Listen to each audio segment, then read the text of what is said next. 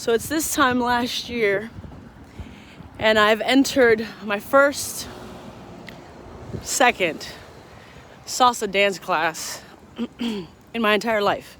Outside of my mother being my instructor, no one else had ever really taught me how to dance salsa except for a professor at Buffalo State College, and this time last year, an incredible dancer here in Buffalo, New York.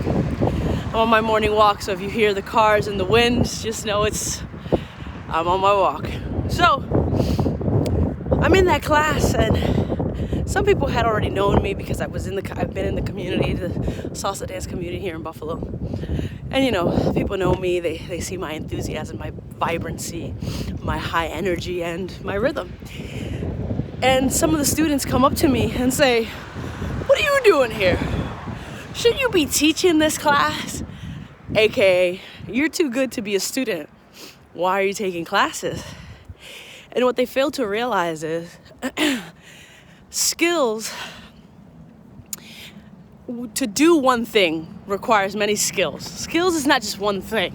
You know what I mean? Like even right now, as I'm walking on this walk, it requires many skills that we no longer really think about because we've already mastered, so to speak, my green smoothie, mastered the art of walking, right? The skill of walking.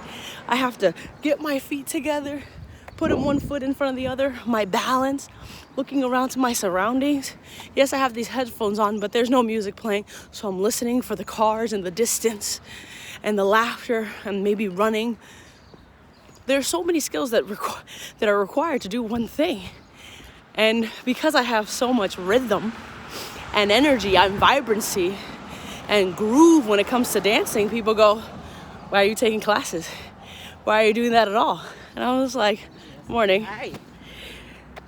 And I go, "Well, when it comes to rhythm, your girl's got it. However, technically, the technique, that is where I'm lacking, right? So partner work, spins, footwork, all that.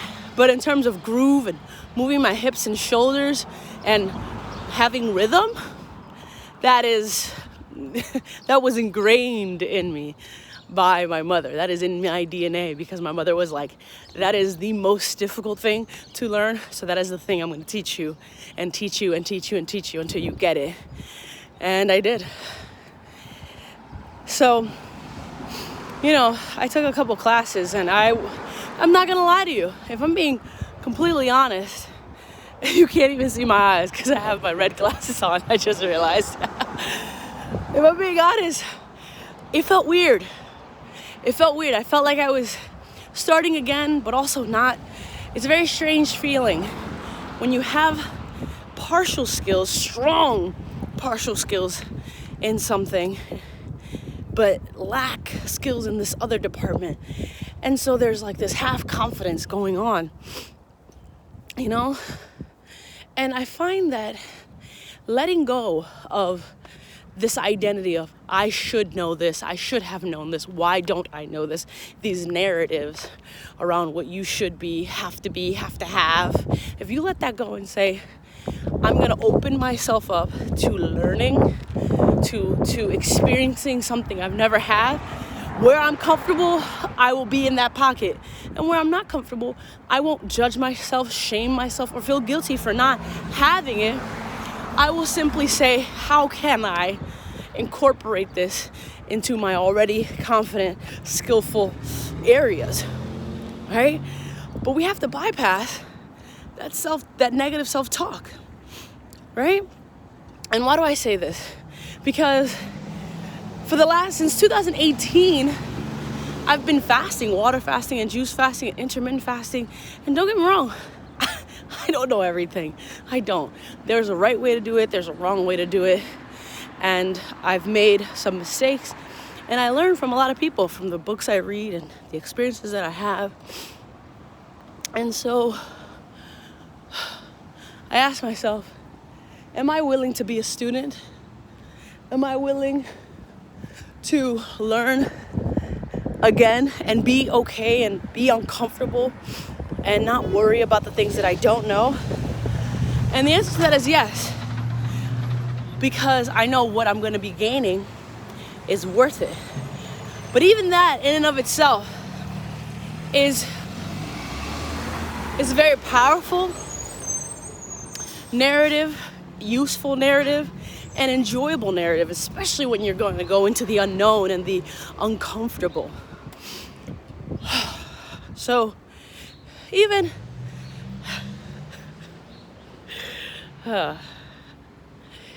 there's so many things. So I say, let's wake up today, telling myself, self-talk, let's wake up today and be open to the unknown while feeling that self-assuredness of what we do know.